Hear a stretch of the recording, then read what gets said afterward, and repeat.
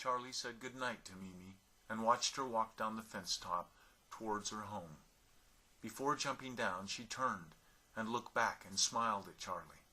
His heart lifted, and he waved his paw good night. Then she was gone. Toby was staring up at Charlie from the porch, with his tail whipping to and fro, anticipating the remaining milk in Charlie's saucer that awaited him on the other side of the cat door. Like every night before, Charlie would go in first, making sure the coast was clear. Then Toby would follow and lap away at the whole white milk, leaving not a drop behind. Toby would always say, "Thank you, Charlie," and off through the door and into the dawn he would go. Charlie worried about how thin Toby was. It was obvious he didn't get enough to eat. Toby's owners aren't very good to him, Charlie thought. As he rounded the hall corner and entered the bedroom, he could see his Ginny lying asleep on the bed. Ever so gently, Charlie vaulted atop Ginny's quilt and softly made his way to her arm. Charlie could hear Ginny's heartbeat. The night chill on his orange fur began to warm as he felt his Ginny's hand softly brush back the whiskers on his cheek. Charlie drifted into slumber. Charlie spent most of the next day on the forbidden kitchen counter while watching the fish tank. Ginny had purchased 2 new fish that darted about the tank non-stop. At the top of the large aquarium sat a cover that housed the light and air pump for the tank.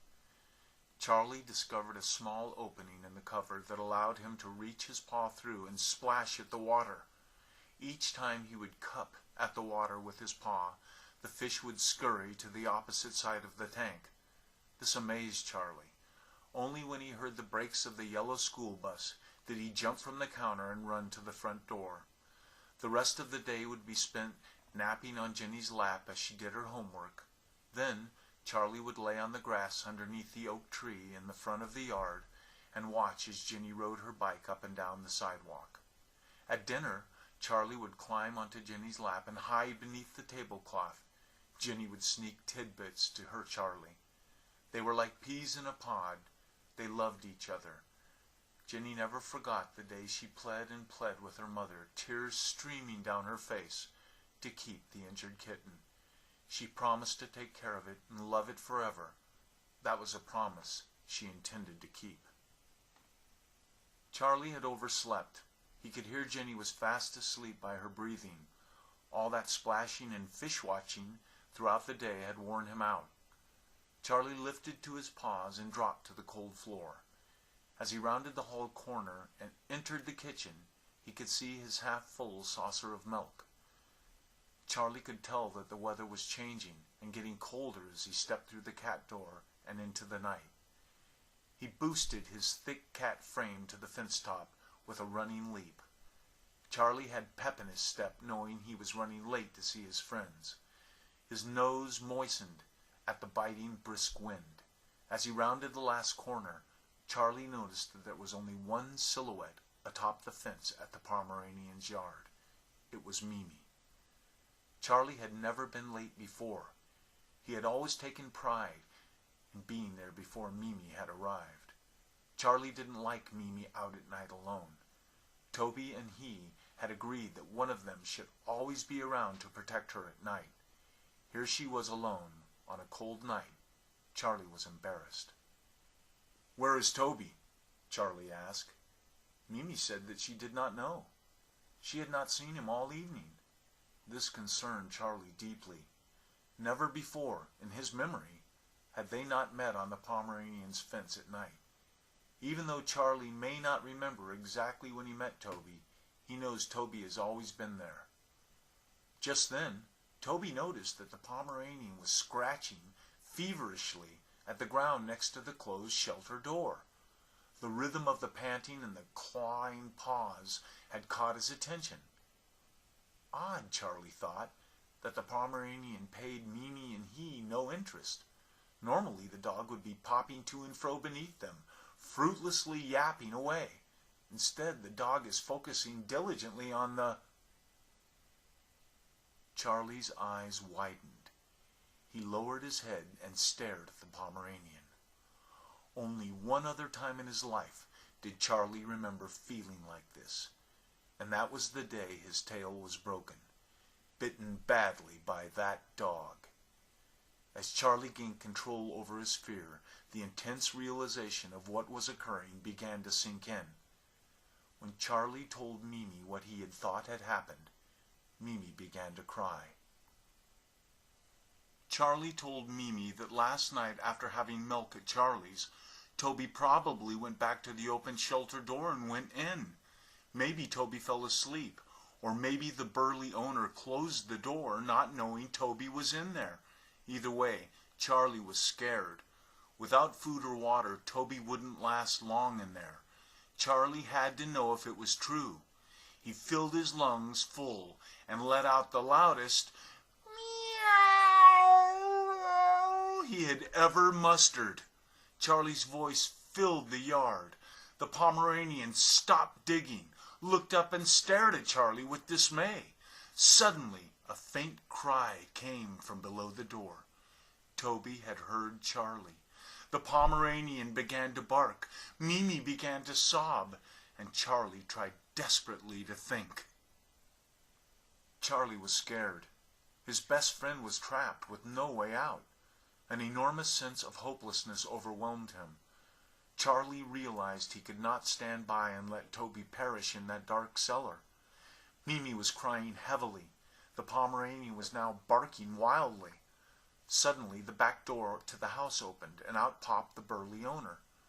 "Dinner time," he yelled.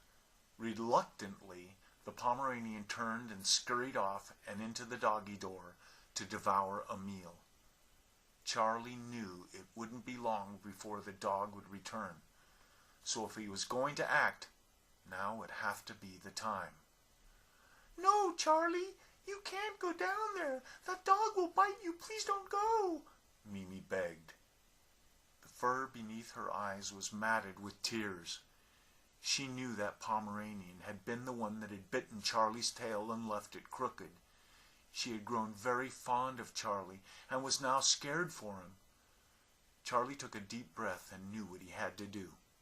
Toby was his friend, and he needed help. Charlie remembered that once someone had helped him and saved his life in that very same yard many years ago, his Jenny. He knew that tonight she was their only hope. Charlie dropped to the ground. The grass was cool and moist with dew. Step by step, his paws edged toward the shelter door. Charlie could feel his chest dampening as he hugged the ground closely while moving forward. The Pomeranian was nowhere in sight, probably still eating. "Toby, you hear me?" Charlie whispered into the sealed shelter. "Charlie, help me, please," Toby pleaded in a muffled voice. Charlie looked back at Mimi on the fence. Her eyes looked sad and scared. Charlie had never seen her like this before. Then Charlie looked back at the Pomeranian's doggy door. This was it. Charlie knew that in a moment he would be facing down his longtime enemy. But Charlie was no longer a small kitten. He was now a full-grown cat. He had carried that crooked tail around for many years, and he knew that now was the time to come to terms with it. Charlie began meowing, and meowing loud. Perched directly over the shelter door, he began screaming as he had never done in his life. The air filled with the siren bellow of a feline in distress.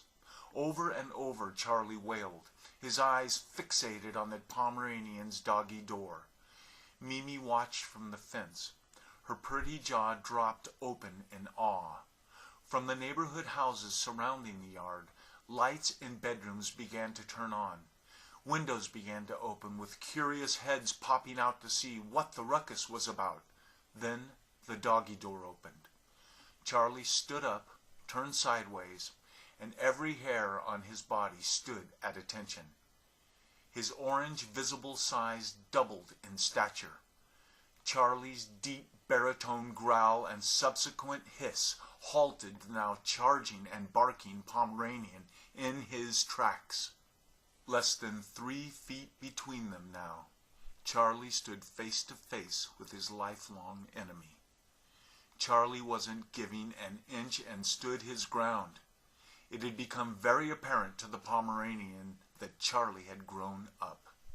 This was no little kitten he could bite and nip at. Charlie was now a formidable tomcat. Suddenly, in the background, Charlie could hear Ginny's voice calling out his name. She was coming closer.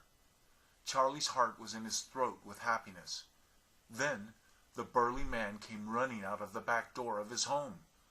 There in the yard, in the middle of the night, all of them stood. Neighbors watching from windows, Mimi watching from the fence. Ginny reached down and picked up her now fluffy Charlie. The burly owner picked up his dog and told him to hush. Out of the night came a muffled cry. Beneath the closed door, Toby sat cold and hungry. The darkness had scared him, and he cried. The burly man reached down, opened the latch, and pulled open the door. On the first step sat a wide-eyed Toby. "I must have locked you in there by accident," said the befuddled man. Then, much to Jenny's amazement, he reached down and picked up Toby. He held Toby close and began to pet his head. The burly man looked at Jenny and said, "Young lady, I have felt bad ever since my dog bit that cat. I see him on the fence and see his bent tail all the time. My heart has softened over the years. I am sorry. Can you please forgive me? I promise I will be kind to cats from now on." Jenny smiled. All the neighbors began clapping from their windows. Jenny sat Charlie to the ground and hugged the burly man. Mimi jumped to the ground, moved next to Charlie, and kissed his ear. Charlie blushed underneath his orange fur. The Pomeranian sat confused on the ground, looking up at his owner, cuddling and petting that black cat. Toby began to purr. He was happy to be free.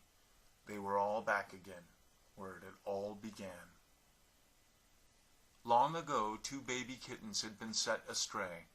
Lost, they had hidden in the backyard of the burly owner. Charlie was lucky and found a family. Toby was not so lucky. All his life he had lived alone in an old empty warehouse. He had no milk, because there was none. He had no regular meals, because there were none. He had no one's arm to cuddle in and stay warm in at night. Mimi and Charlie were his only friends. He had never told them he was alone, nor that he had no family. He was embarrassed. Charlie was his best friend in his little world. He had always been there. Toby knew this in his heart, because Charlie shared his milk. Now Charlie had saved his life. That night, the burly owner fed Toby a full can of tuna and let him sleep at the end of his bed. The Pomeranian just shook his head and put his Barker to sleep from then on. It was time to all get along. Toby had overslept, being so tired from his ordeal. His paws hit the floor running. He trotted by the Pomeranian's bed, only to get a glance as he passed the pooch.